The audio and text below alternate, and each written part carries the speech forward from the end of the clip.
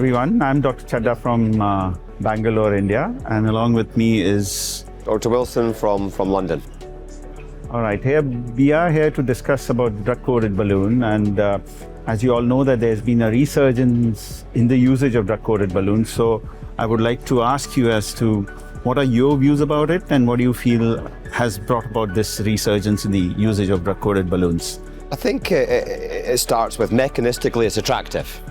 You know, we know that stents are going to always have an inherent restenosis rate simply because of the presence of a foreign body within the vessel. And I do agree with this philosophy of leave nothing behind, liberate the vessel, allow normal endothelial function, vasomotor function, etc. So conceptually it's attractive. I think that's one reason. The second reason would be that I think we both agree in this, that on the surface it might, to many people it can simplify the procedure. Although I think we would both agree that actually to do a DCB procedure well can actually be more challenging. So I mean DCBs have been around for some time. It's, I think, more than 2 decades. But during this period we had a lot of drug-eluting stents which were being implanted, and there was no one who was trying to buy the DCBs, in the sense they were not willing to use it. But as we've had follow-up of our stented patients, we've realized that stent failure rates are 2 to 3%. 2% if you've done a good job, 3% if you put long stents, if you've done bifurcation with 2 stents. And this is where DCB comes into the scene. Yeah. It not only simplifies, as you very elegantly brought out, that it gives you a cage-free environment for the coronaries, which can be grafted at a later date, and it simplifies the procedure. Yeah, agreed. So what percentage of your patients receive DCB, and what are the subsets which you think will benefit? I'm approaching 50%, and I started to build my practice. I think we should always try to be evidence-based.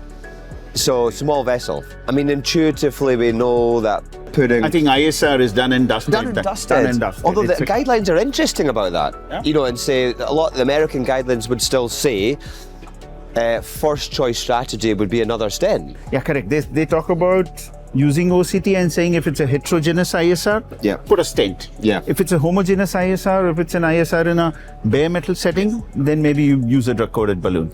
But I quite agree with you that it is one area. The only thing which you have to ensure in ISR is that do debulking. Yeah. Do debulking, and if you have the facilities of using laser, use it up front, so that you kind of create an environment where you leave not too much of intimal tissue, then expand the stent, and then put the drug-coated balloon. Yeah. So we kind of agree on this, and let's talk about the other segment. I mean, I don't think we're going to get much pushback by saying DCB is first choice in ISR. Yeah. Then small vessel. Makes sense. There's no doubt about that. And then I think it really simplifies bifurcation for the better. So side branch. These are 3 areas for certain. So the hard point here is that with the stents we have late lumen loss. Yeah. Correct? But with DCBs we have late lumen gain. Yeah. So in a smaller vessel, if you put in a stent, the vessel is already small, and if you have a late lumen loss, that means the stent is going to fail. So it's a very attractive option. And generally we've seen small vessel diseases diffuse and long. Yeah. Correct? Yeah. No point putting longer stents. We know that the failure rates are much higher. Yeah. So I think we quite agree on these 3 subsets. Yeah. In bifurcation, it simplifies the procedure. Yeah. So what do you ensure before you take the drug-coated balloon at the lesion site?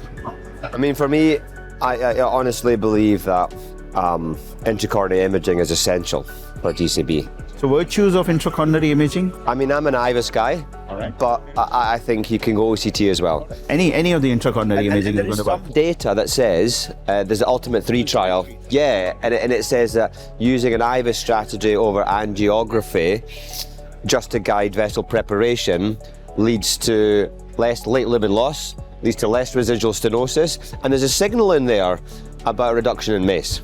I mean, it numerically was advantageous. It didn't meet statistical significance because the trial was small.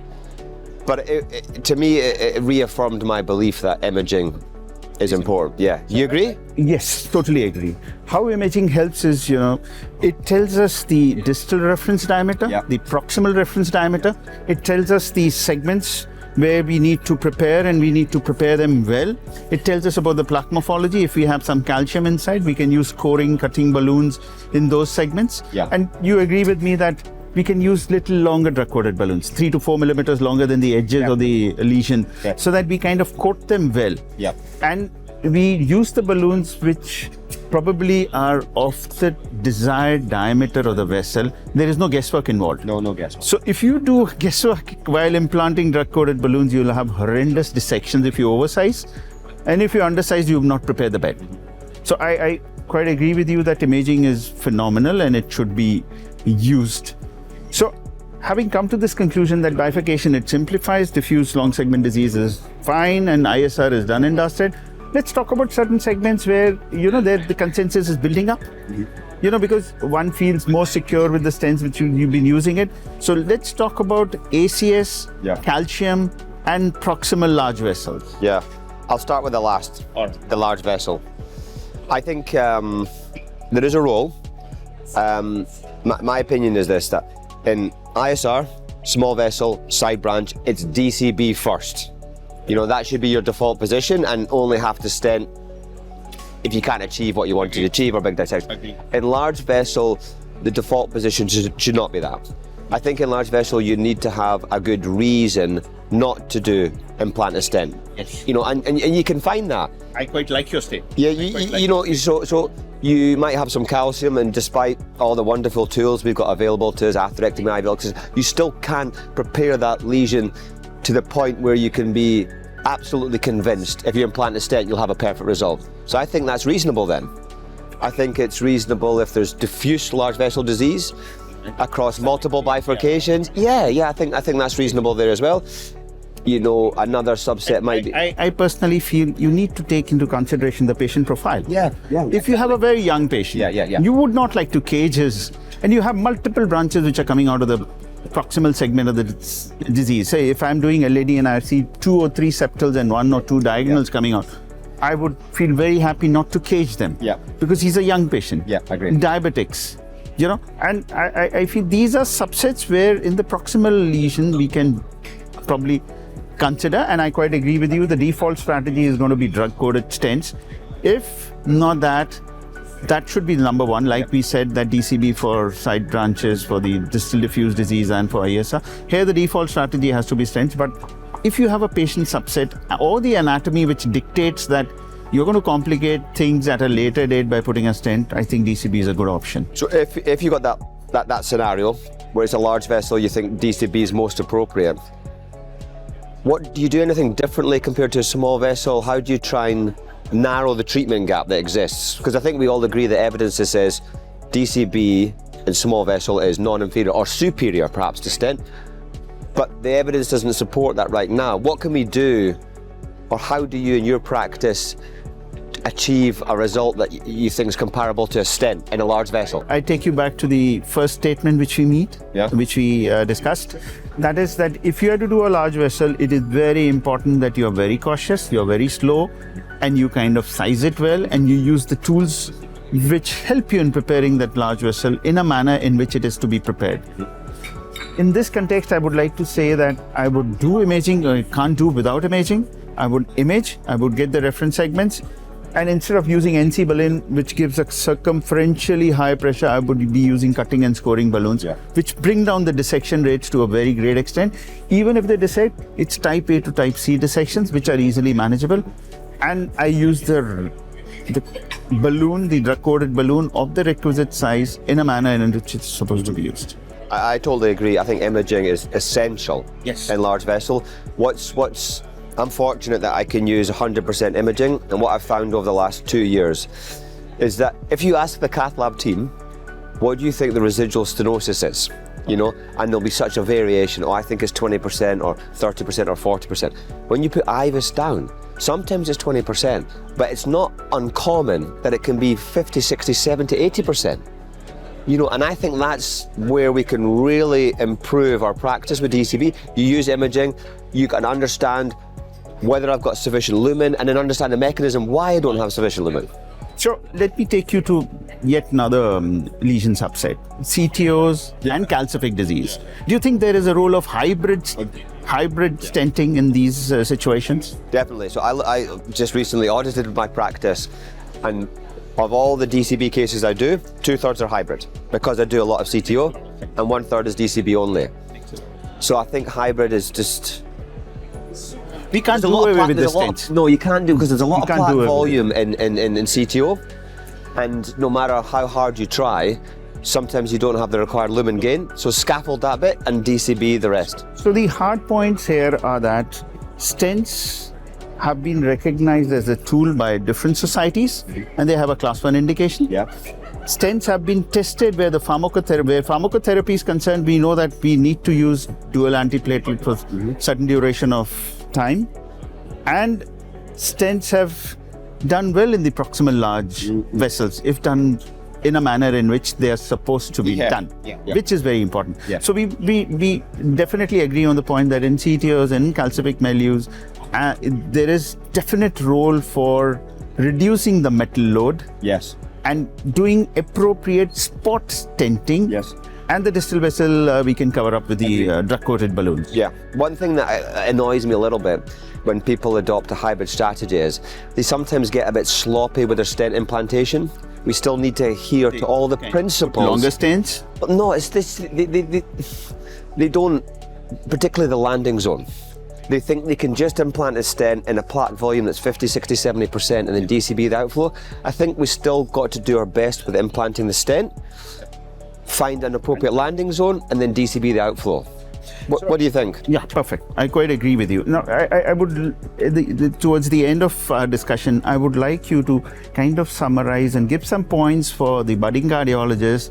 How do they track these drug-coated balloons, Because there is a considerable drug loss when you take the balloon through the catheter, but the amount of drug which remains in the balloon is good enough to reach the site and do the job. But what are the cautions or precautions which one must exercise before one kind of opens the drug-coated balloon and takes it to the site where it is to be delivered? Well, I think, the number one thing is the DCB is the last thing you do. You've met all your criteria with angiography and or IVUS based. So there are no residual dissections, there's no holdup of contrast, minor dissections are acceptable, and you have a TIMI-3 flow, there is no holdup of contrast. So we are happy. We prepared the bed well. Prepared the bed, so you should be able to deliver the balloon, but sometimes tortuosity is a problem, particularly the circumflex. So drug loss is something to consider, but in the modern era, would you use the guide extensions? I used to, but I think we're fortunate nowadays to have modern DCB such as the Protege balloon. It's way more trackable, and the way that's crimped is extremely clever. Wing seal technology, Wing sealed, and then it's crimped, and then it's corrugated, and the trackability and deliverability has really made things a lot easier. So we're lucky nowadays. So the other thing, as a small tip which I would tell my younger colleagues, is that what I normally do is that I take the last balloon, whether it's a cutting, scoring, or an NC balloon, which I've used for bed preparation, I take it for a dry run. Whether the balloon is moving well or not, if it is moving fine, I'm ready for the drug-coated balloon. If there is some issue, proximal tortuosity or a calcific disease, which is kind of holding it back, I put in a guide extension to ensure that I can deliver the drug where it is supposed to be delivered. Can I ask you something, a question that comes up quite a lot, is if you're going to do a bifurcation and both limbs need treated, what's the sequence? Do you do the side branch, the main vessel, sequentially, or do you do them together? How do you approach that? Number one, that DCB is good for the side branch. So I am a very firm believer that if I'm committed to treating the side branch and if I have to drug code it, I do that side branch first and then do the provisional stenting. I am a little scared of doing the stent and then opening the struts and tracking the balloon because I feel there could be drug loss, there could be dissections while preparing this. So I believe, unlike the bifurcation study which showed that they did the drug coding of the side branch after putting the provisional stent, I believe that it is best to put the drug coded balloon and then put this provisional stent. The second important thing here is that You have to, if I'm committed to drug-coated balloons to the side and the main branch, Yes. I always do it sequentially. Okay. Never do a kissing because there's a considerable loss of drug which happens, and the risk of dissection in the main vessel with these two balloons simultaneously inflated, even though very minor, is still a possibility. So sequential, Side branch first. side branch first, then the main branch. And if you do the side branch first, and then you can do the stenting of the main branch. So that is the protocol which I follow in my lab. How about you? Very similar. When it's when I know I'm going to stent the main vessel, I would almost always treat the side branch first, stent the main vessel, pop, angio, finished. I can ask you this though: what happens after you do a pot and there's compromise of the ostium of the side branch, and you need to kiss, to restore flow in the side branch? What do you believe about that in terms? Some people get concerned about it's going to mess up the drug. Wonderful. So I keep getting asked such questions. I have done the DCB. Can I do an angiogram? Yes, you can. The drug is already got absorbed and it's in the media. Yeah. Can I do imaging? Yes, you can. Imaging is not going to do anything to the vessel, because we must remember we've coated the drug to the vessel wall. There is a diastolic blood flow which is happening continuously. It's not that the blood flow has stopped. Agree. So the drug is getting absorbed, and if you're using paclitaxel, it's a tremendously lipophilic drug.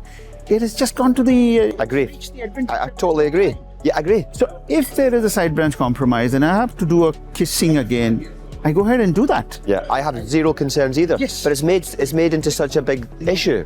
Absolutely no, because the drug has already reached the site where it is supposed to reach. And you have now newer delivery techniques where sirolimus is concerned, which kind of ensure that the drug stays even if you are dilating or post-dilating it. Yeah, I have no concerns. Absolutely. I do. We do exactly the same. Thank you. It's been wonderful talking to you. Oh no, it's been great. Great. Wonderful. Wonderful. Thank you. Great session. Thank you.